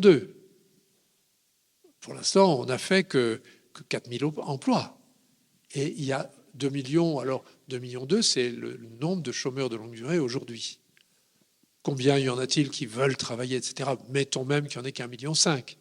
Mais il y a du boulot. Eh bien, si on met les gens autour de la table, chacun sachant quel est le différentiel entre chacun, je veux dire chacune des catégories, entre ce qu'il reçoit et ce qu'il apporte.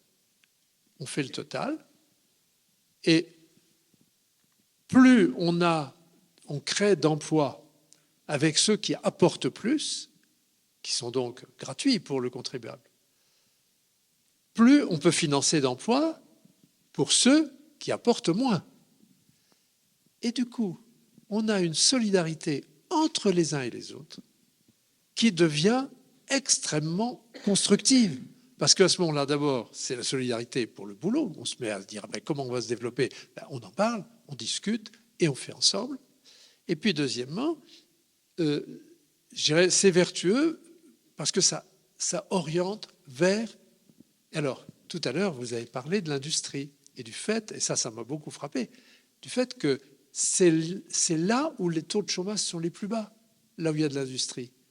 Et il se trouve que toute la France, et Bernard vient de le dire, toute la France a besoin de salariés. Pas uniquement ici et pas uniquement... Tout le monde pleure parce qu'on n'a pas assez de salariés. Et en même temps, il y a l'exemple que je vous ai donné tout à l'heure, qui est épouvantable, où on a une telle sélection qu'il y a des chômeurs en pagaille, des gens qui sont pourtant qualifiés. Eh bien, ça se traite par le développement des entreprises. Il faut créer des entreprises pour les gens.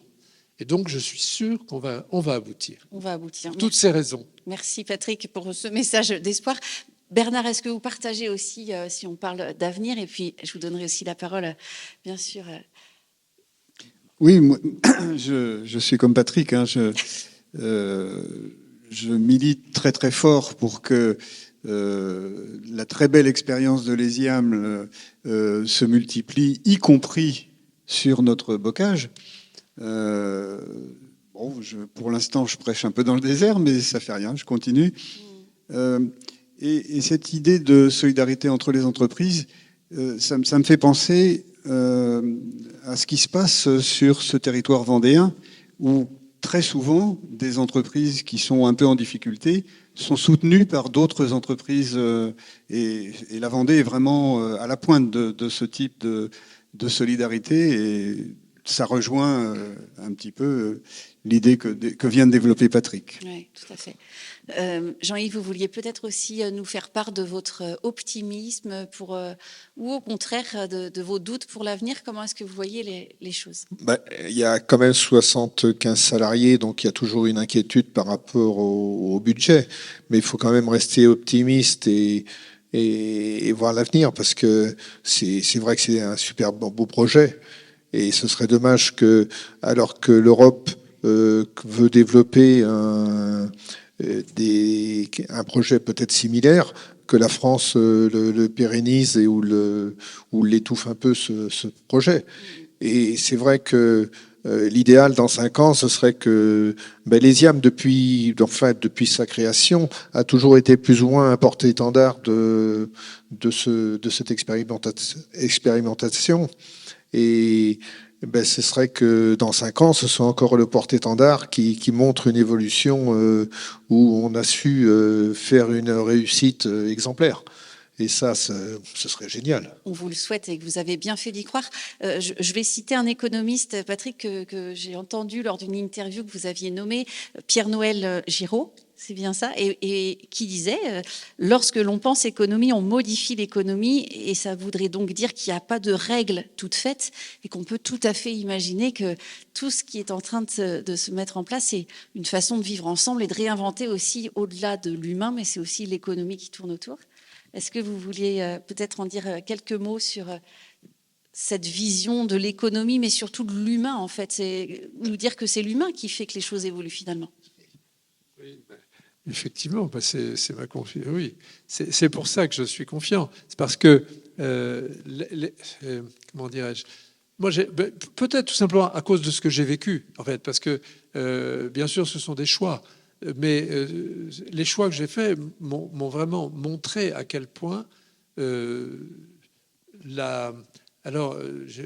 sommes dans le thème de l'humilité, et ce thème me plaît d'autant mieux que ce ne sont pas les grandes personnes. Moi, j'appelle ça les grandes personnes. Vous savez, les gens de Paris, là-haut, c'est les grandes personnes. Et non, ce sont les petites gens comme nous qui faisons la réalité. Et donc, on a des vraies capacités de créer, de faire mieux, de faire bien, de faire au mieux. Oui, ça, j'y crois beaucoup. C'est ce qui m'avait frappé avec l'aide par le travail. C'est tellement extraordinaire de voir. Là aussi, c'est tout bête. C'est simplement de ne pas s'arrêter à l'extérieur, de ne pas voir simplement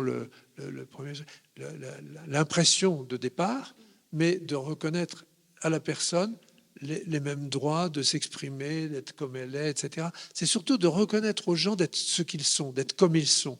De les aimer tels qu'ils sont pour ceux qu'ils sont, et ce qu'ils peuvent apporter aussi chacun modestement pour le bien commun. C'est ça le point de départ. C'est reconnaître les gens comme ils sont et comment dirais-je, avoir cette espèce de respect de la personne comme elle est. Évidemment, avec les personnes qui ont des handicaps très forts, c'est d'autant plus frappant parce que les gens qui ne connaissent pas sont marqués par un handicap très, très important, alors que ceux qui connaissent n'y pensent plus. On pense à la personne qu'on a devant soi, on ne pense pas au handicap. Bien sûr. Alors, Alésiam, c'est intéressant peut-être de rebondir là-dessus parce que beaucoup d'emplois ont été créés. Peut-être qu'on peut citer les activités que vous avez développées, justement, qui répondent aux besoins, qui étaient peut-être encore invisibles. Finalement, quelles sont les activités que vous proposez ? Eh bien, j'ai dit tout à l'heure, on a du démantèlement de menuiserie, du démantèlement de palettes, alors, on a un atelier de couture, mais qui est à l'arrêt pour l'instant parce que notre coordinatrice est en arrêt. C'est vrai. Mais qui reprendra dès qu'elle sera de retour. Et puis bon, tout ce qui est les services au territoire pour les écoles, les cantines. Donc on a un petit peu fait le tour tout à l'heure. Mais ce que je voulais aussi dire par rapport à ce que tu as dit, je pense que la vraie réussite de ce projet, c'est que c'était pas un projet national qui est descendu, c'est un projet qui est parti des territoires avec les besoins typiques de chaque territoire et pour remonter. Et c'est là la réussite, c'est que c'est pas des technocrates qui ont décidé faut faire comme ça, c'est les gens du terrain qui ont dit on a besoin de ça, on peut faire ça, c'est là toute la différence. Et c'est là la réussite pour les gens, avec les gens qui contribuent, parce que c'est vrai que parfois on voit alors dans plein d'exemples, de se dire mais ils nous ont pas interrogés avant, c'est pas possible. Là voilà. Au moins, en effet, vous êtes sur le terrain et vous parlez aux gens. Et c'est là où le projet est intéressant, parce que il y a et sûrement que alors il y a des gens qui peuvent dire bon c'est bien les IA, mais bon on peut peut-être faire mieux. On l'a entendu, mais pour l'instant, ok, on va faire mieux, mais proposer, parce que pour l'instant, il n'y a rien de mieux pour les chômeurs. Exactement. On est tous prêts à évoluer dans les OBE. Si vous trouvez une solution qui est meilleure, mais demain on va dessus, hein, c'est pas un souci. Merci beaucoup. Est-ce que vous voulez ajouter quelque chose avant que l'on passe Oui, je vous propose éventuellement, en effet, avant de nous retrouver autour du cocktail, mais peut-être de conclure avec des questions-réponses. Si le public, vous avez des questions, nos invités sont bien sûr à votre disposition pour y répondre. Alors, je vous laisse un micro, en effet, pour répondre, et puis on va ensemble venir dans le public. Alors, on est ici entre nous, en toute bienveillance, et soyez à l'aise. Peut-être vous présenter, et puis nous expliquer aussi ce qui justifie votre présence, et on vous en remercie ce soir. Oui, bonsoir. Merci à vous trois, à vous quatre, pour le maire qui est parti. Marie-Claude Bironneau. Ma présence ici, j'ai une fibre sociale et depuis toujours. Voilà. Et ma question, c'est un peu pour Monsieur Haru, mais aussi pour les autres personnes.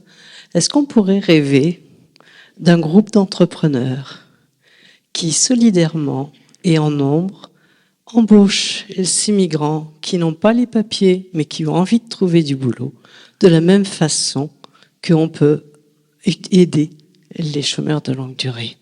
Parce que s'ils sont nombreux, enfin ce qui n'est plus l'inspection du travail, mais toutes les autorités, ils auront des difficultés à les choper. Hein. Alors, c'est un très beau rêve. Et il y a déjà des entreprises qui prennent ce risque. J'en ai nommé une tout à l'heure, Auger, mais il y en a d'autres sur le bocage, notamment dans le monde agricole. Il y a pas mal d'entreprises agricoles qui osent recruter, d'abord parce qu'elles en ont besoin, mais parce qu'aussi ça répond à des vrais besoins, et donc qui osent recruter des sans-papiers. Vous avez le CESU qui permet, c'est là aussi, c'est quelque chose, à mon avis, tout à fait légal, mais un peu en limite quand même.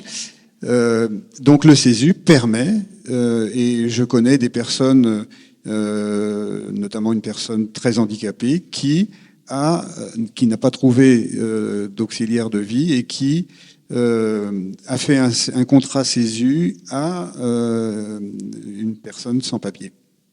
Donc effectivement, déjà ça fonctionne. Et bon, voilà, on peut tout à fait. Oui, ça reste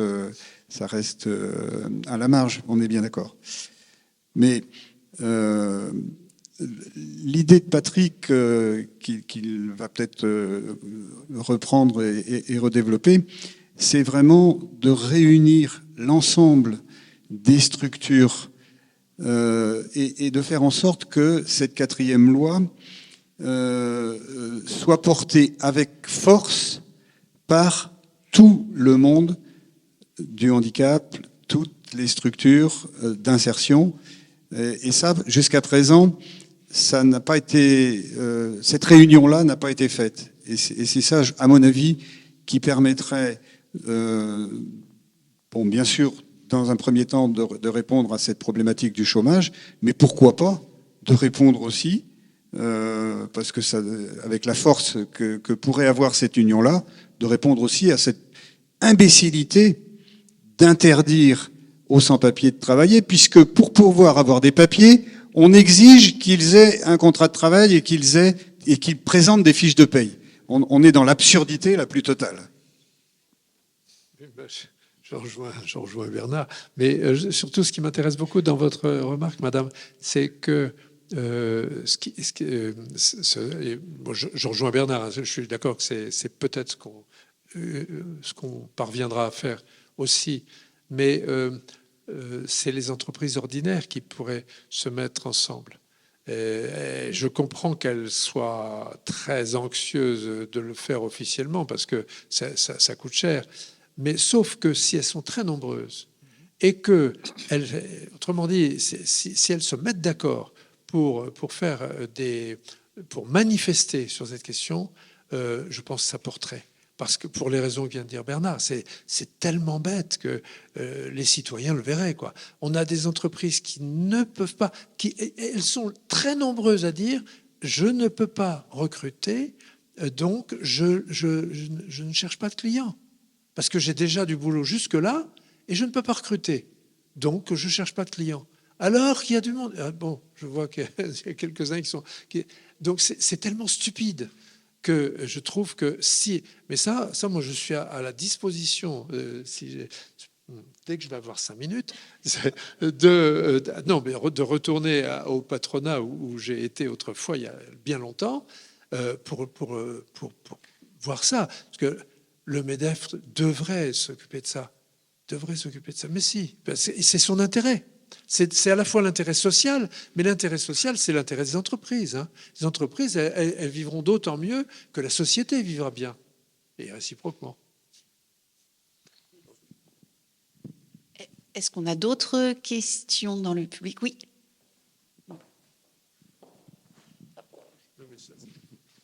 En fait, vous avez déjà quasiment répondu aux questions que je me posais. C'était les rapports de tout ce monde que vous nous avez fait découvrir ce soir, avec beaucoup de talent et beaucoup d'humanité. C'était dans le thème. c'est quels sont les rapports entre ce monde que vous nous avez fait mieux connaître et le monde économique dont vous venez de parler à l'instant, le MEDEF, les entreprises, les petites, les grosses. Notamment ceux qui travaillent dans les IAM, est-ce qu'ils travaillent aussi quelquefois dans les entreprises? Ou est-ce que vous avez le réseau des écoles, on a compris ça, les réseaux un peu publics, ou en tout cas, et tout ce que vous faites aussi en récupération de matériaux, vous le faites pour des entreprises? Alors, voilà ma question. Oui, on a des partenariats avec des entreprises, bien sûr, parce que toutes les matières premières, sont redistribuées, enfin sont revendues à des entreprises spécialisées, notamment le plastique. Le bois B du démantèlement des menuiseries est donné à une autre entreprise pour fabriquer des meubles grand standing avec designer, parce que là on a des bois nobles et donc il y a un partenariat avec ça. Mais on a aussi des personnes qui s'en vont, que parfois qu'on met à disposition dans certaines entreprises pour une période donnée. Mais après, alors c'est quelque chose qui dépend de la personne. Il faut qu'on ait la personne qui ait la bonne qualification, qui ait les bonnes compétences pour qu'elle puisse répondre à la demande de l'entreprise. Alors, on est toujours prêt à répondre à une demande d'entreprise, mais parfois on n'a pas le personnel qui va être capable de faire cette activité. Mais toute entreprise qui nous contacte pour une activité, là on étudie et puis on voit s'il y a du personnel qu'on peut mettre en face sans problème. Ça fait 7 mois que je suis CIMB. CIMB, si vous connaissez, c'est l'entreprise de Mollon qui fabrique des maisons, des bureaux. Et j'ai rendu là-bas pour teindre le bois. On a encore d'autres projets là-bas. Ça m'intéresse. C'est un super patron. Aussi, il y a le patron là qui travaille à Cerisay, qui fait des trucs de béton. Il est bientôt son anniversaire, les 40 ans. Je suis invité. Tu as raison, Éric, de citer effectivement. Vous avez, monsieur, votre question, elle est très pertinente. La plupart des structures d'insertion ont pu se développer grâce à des partenariats. Je vais citer les ateliers du bocage. C'est avec Orange, avec Microsoft et avec un tas d'autres entreprises. Et aujourd'hui, je crois que les ateliers du bocage continuent à développer, alors plutôt des partenariats locaux, parce que c'est quand même plus facile. Les partenariats nationaux, quand ils s'arrêtent, c'est un peu compliqué à gérer.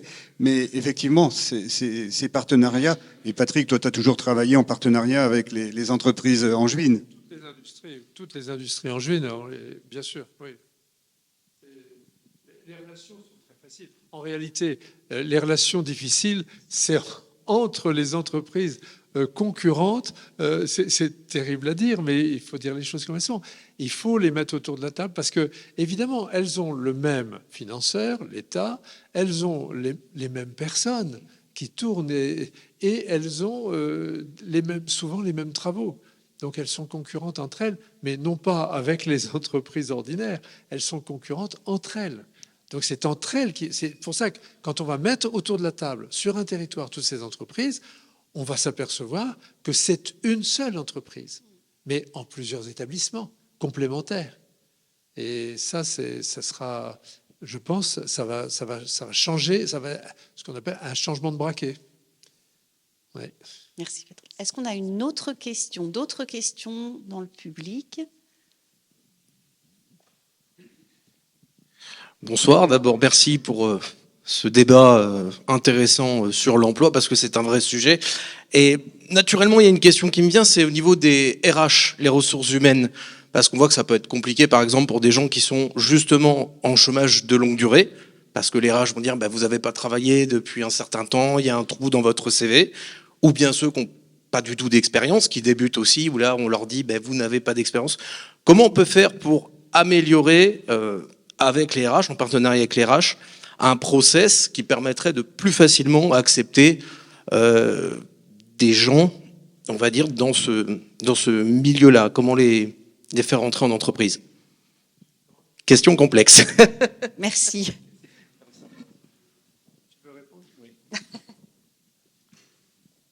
Alors, je crois que si je traduis bien la question, c'est comment nous, on peut les amener à avoir un CV meilleur pour repartir ailleurs, c'est ça? Les questions dans le recrutement, quand on s'aperçoit que depuis peut-être 2-3 ans, il n'y a rien eu dans le CV, comment est-ce que éventuellement on pourrait être accompagné Alors, pour justifier à l'ESIAM, justement, nous, on ne tient pas compte. C'est un chômeur, peu importe son CV, hein, il rentre chez nous. Et la particularité de l'ESIAM, c'est de pouvoir, malgré tout, faire des formations.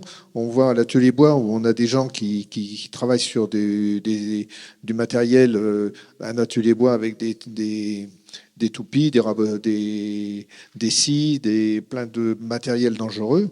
Et ils ont une formation par rapport à ça.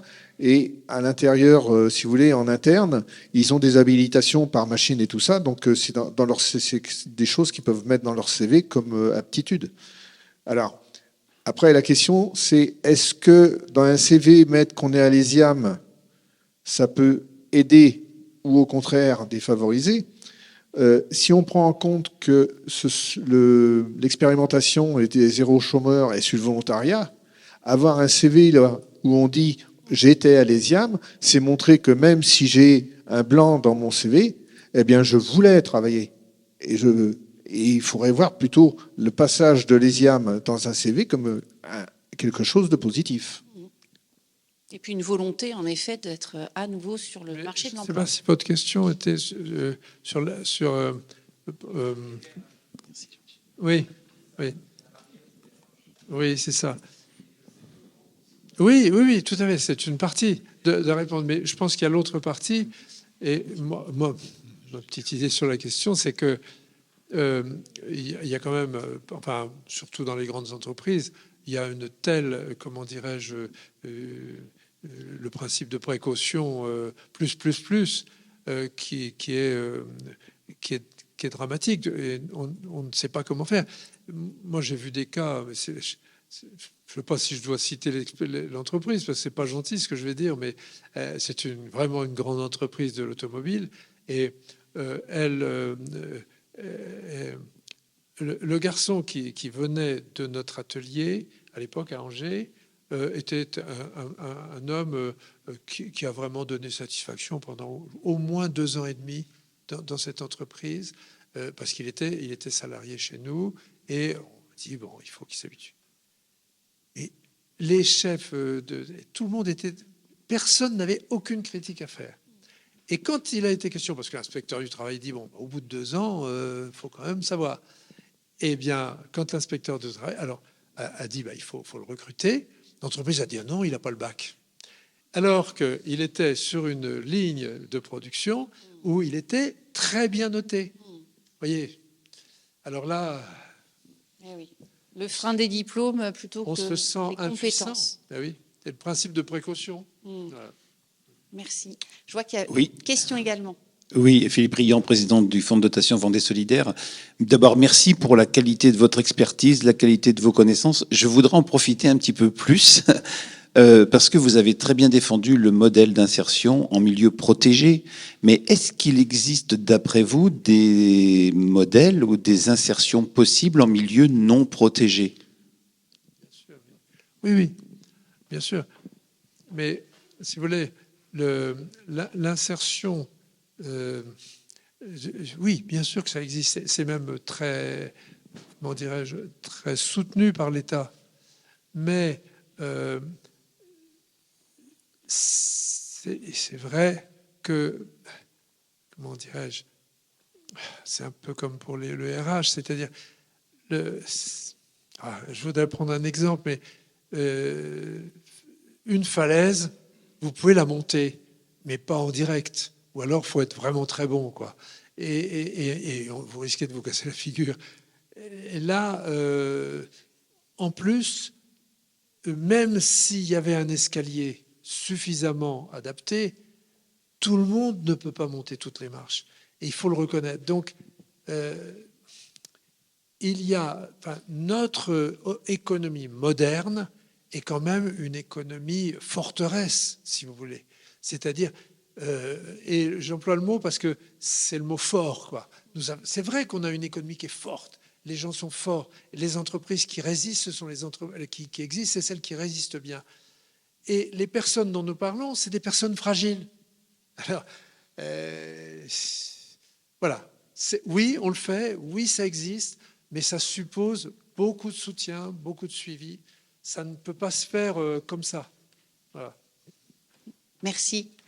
Une question Je ici. pense, pour répondre aussi, c'est que lorsque la barrière, c'est un handicap, je pense que les entreprises pourraient faire davantage appel à l'AGIFIP pour faire aménager des postes, parce que c'est un très bon partenaire qui nous aide beaucoup à l'ESIAM. Et je pense que le monde traditionnel ne pense pas souvent assez à se faire aider par l'AGIFIP pour aménager des postes pour des personnes handicapées. Et ça pourrait faire... là, par contre, ce serait beaucoup plus facile en intégration. Merci de les citer. On a une autre question. Oui, bonsoir, Carole Perrault. Merci pour cette belle soirée. J'apprends plein de choses, je découvre aussi. Je me demande, du coup, on est sur un sujet de solidarité du territoire. Comment des entreprises peuvent être solidaires avec l'association ou contribuer, de quelle manière? En accompagnement, j'accompagne des entreprises sur des démarches vertueuses et je me questionne justement de comment elles pourraient être engagées. Alors là, elles n'ont que l'embarras du choix. Oui, mais comment? Alors, c'est aussi notre responsabilité à nous, justement, les entreprises spéciales, si je puis dire, c'est de provoquer les contacts, etc. Moi, j'ai passé ma vie dans les entreprises qui m'environnaient. J'ai passé ma vie à visiter et à faire visiter. Je pense que c'est la première chose. Il faut faire visiter. Il faut que les entreprises... Et j'avais, à une époque, on avait beaucoup d'ateliers à Angers, et il y avait une personne qui passait la moitié de son temps à faire des visites. Et nous-mêmes, quand on va visiter les entreprises, du coup, il nous vient plein d'idées de complémentarité. Et en général, c'est là où on nous fait pas visiter. D'ailleurs, moi, je furetais toujours un peu. Je traînais derrière pour voir ce qu'on me montrait pas. Et c'était toujours là que je trouvais des trucs. Parce que, évidemment, on montre que les belles choses. Et moi, c'était les pas belles qui m'intéressaient. Je disais, mais ça, c'est pas... Mais on pourrait peut-être faire quelque chose pour vous. Ah bon, vous croyez? J'ai fait comme ça. On a dérifté des freins. Des milliers, des centaines de milliers de freins. Il fallait les dérifter. Et la dérifteuse ne marchait pas. Et c'était une énorme machine, ça ne marchait pas. J'ai dit, donnez-les vos freins, nous on va vous les dérifter. On a pris un petit truc là, à la main. On était 10 ou 15 dans les ateliers, puis on a gagné notre vie comme ça pendant des années. Vous voyez, bon, des exemples comme ça, je pourrais vous en donner, mais des centaines. C'est inouï. Le petit machin qui permet aux pompiers de ne pas rester dans le feu quand ils sont, ce qu'on appelle le fil de vie. Eh bien, c'est nous, dans un des ateliers que j'ai eu l'honneur de créer, qui fabriquons ce petit bidule. Oui, parce que le chef d'entreprise, on est allé voir, il est venu voir, etc. Ah oui, on pourrait vous faire ça. Et on a des gens qui font ça, vous voyez. Mais des centaines et des centaines. Donc, les relations, c'est comme ça qu'on peut vivre. Et plus on a de relations avec les industries, plus ça va se développer. Et je vais en avoir terriblement besoin si j'obtiens la loi que je vise. C'est-à-dire, et je suis sûr que ça aura du succès. Alors, il faudra créer des passerelles, des petits déjeuners, des choses comme ça. Mais c'est surtout les visites. Le grand truc, c'est la visite. Ah oui. Merci pour votre engagement, en tout cas. Et puis, on prend rendez-vous pour les visites, alors. Ah oui. Je crois qu'il y a une autre question, madame, également. C'est pas une question, c'est une précision, puisque je suis Véronique Boulier, chargée de projet pour le territoire zéro chômeur. C'est moi qui accueille donc les demandeurs d'emploi. C'est moi qui coordonne le comité local, donc je suis pleinement dans le projet. Et c'est pour répondre un petit peu à la question autour du RH, etc. Donc les gens, en fait, moi j'ai envie de dire, et ça dépend vraiment des personnes. À l'ESIAM, on recrute sans le CV, c'est-à-dire qu'on fait confiance. En fait, c'est moi qui reçois le demandeur d'emploi et on vérifie que les deux critères, c'est-à-dire 12 mois sans emploi, 6 mois habitant 6 mois sur le territoire. Mais évidemment qu'on capitalise un petit peu, enfin moi je creuse, hein, ça fait 20 ans que je suis dans l'insertion, donc je creuse avec la personne. Et après, ce territoire zéro chômeur, on ne met pas tout le monde à l'ESIAM. Attention, les gens qui n'ont pas de solution vont à l'ESIAM, mais d'autres personnes sont accompagnées. Pour vous citer un exemple, en 2021, quand je suis arrivé, il y avait 28 personnes sur la liste d'attente, enfin la liste de candidats. Il n'y en a que la moitié qui sont rentrés à l'ESIAM. Non, c'était 28. Les autres, ça a été des partenariats avec des entreprises. Mais évidemment que les entreprises, il faut qu'elles soient un peu plus souples sur certaines candidatures. Mais il faut aussi préciser qu'il n'y a pas que des handicapés. Il y a des gens aussi qui perdent leur emploi et qui perdent confiance. Et il y a des gens qui ne savent pas ce que c'est de faire un CV, une lettre de motivation, un entretien d'embauche. Et parfois, mon travail, il s'arrête là et rebooster les gens, leur donner confiance, et ça marche, quoi. Et bien sûr. Voilà. La confiance, on en parlait tout à l'heure, prendre conscience de sa valeur, de ses compétences, et en effet, le CV, c'est une belle mission, en effet, d'insertion là aussi. Merci. Il y a des gens qui a trouvé du boulot ailleurs. Le but, c'est bien ça. C'est les gens qui repartent à zéro, ils trouvent du boulot ailleurs. C'est ça aussi ce que je voulais préciser. C'est les parcours des gens. Il faut vraiment, parce que c'est vrai, tout à l'heure on disait, certains partenaires comme le département, il faudrait qu'on mette tout le monde à l'extérieur. Mais soyons réalistes quand même. Quelqu'un qui a 30 ans, oui, on va pouvoir travailler un projet avec la personne. Là, récemment, il y a une personne qui a passé, je l'ai mis en diplôme, elle a eu un diplôme, mais elle avait 36 ans, voilà. Mais quelqu'un qui arrive à l'ESIAM, qui a parfois 60 ans, est-ce qu'on va lui parler de projet professionnel? Non, on va lui parler de projet de retraite. Vous voyez, ils viennent terminer leur carrière. Donc c'est vraiment du cas par cas, quoi. Et vraiment en fonction de l'âge, en fonction du potentiel, en fonction de l'envie de la personne, en fonction de plein de choses. Et ça s'accompagne. Il ne faut pas oublier que ça s'accompagne. Sans accompagner les gens, je pense que c'est difficile d'aller vers l'extérieur. Bien sûr. Merci, et ça rejoint la thématique de notre soirée. L'humanité, l'humilité, c'est les deux valeurs qui permettent en effet d'écouter chacun au cas par cas et pour répondre au mieux aux besoins. Et comme vous le disiez, parfois, on trouve du travail ailleurs, mais qu'importe, l'objectif étant de réinsérer sur le milieu du travail. Est-ce qu'on a d'autres questions Je voulais juste préciser, quand vous parlez du thème, quand vous avez présenté les 7 sujets, les IAM en cochaient beaucoup. J'imagine. On a une question, monsieur. Oui. Je m'appelle Grégoire-Henri Rousseau, j'habite à la Petite Boissière. J'ai habité de longues années en région parisienne, où j'avais entendu parler de l'Emmaüs de Mauléon, qui a une grande notoriété. Quelle est la raison du succès de l'Emmaüs de Mauléon et de sa notoriété? On va voir les secrets. Je suis incapable de répondre à votre question. On a eu beaucoup de chance. On a eu beaucoup de chance parce que c'est un Emmaüs très atypique. C'est un Emmaüs qui a démarré pas au sein du mouvement Emmaüs.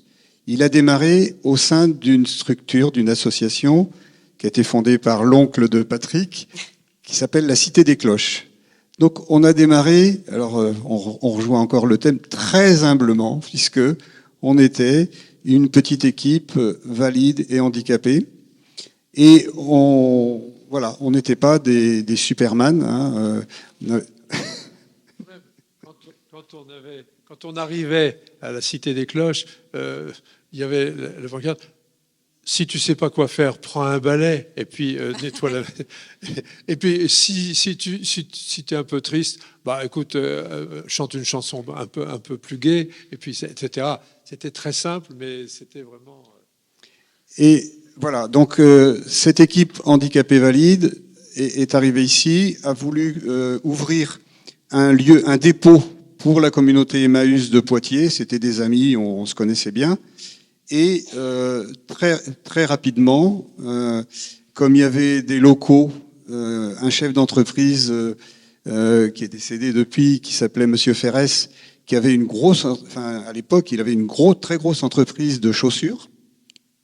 Et il avait laissé son entreprise à un repreneur qui, bon, à l'époque où beaucoup d'entreprises se cassaient la figure, il était désolé de voir que effectivement ce repreneur a mis la clé sous la porte. Et il était hyper heureux de faire revivre son ancien bâtiment. Donc il a commencé par nous prêter une pièce, une salle de son entreprise. Après, il nous a loué la moitié et il a fini par nous vendre l'ensemble de son entreprise. Et on a ensuite acheté 2 autres entreprises qui étaient proches.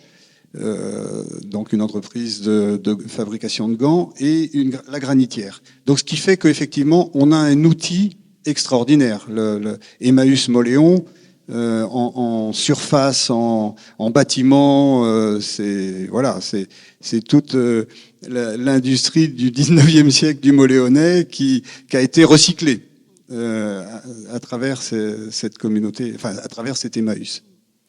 Et on a eu aussi plein d'épisodes fantastiques, notamment, j'en parlais tout à l'heure,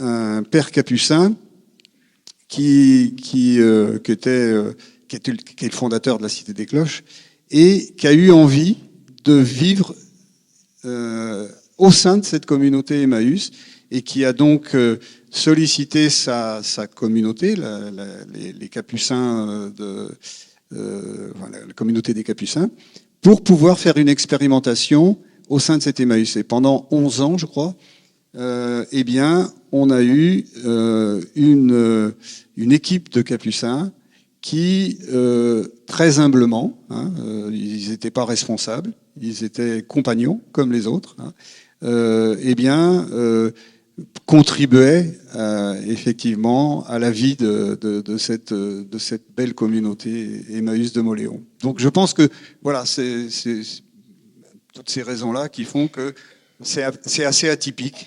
Et aujourd'hui, je suis plus responsable, j'y viens en tant que client et en tant qu'ami. Je vois que cette communauté est toujours aussi dynamique et très accueillante.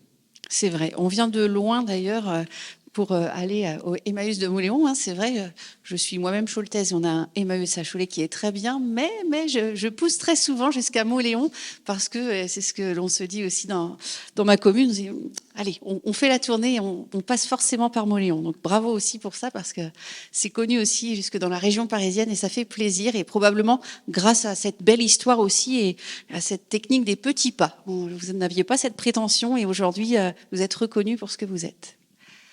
Est-ce qu'on a une autre question ? Oui, madame.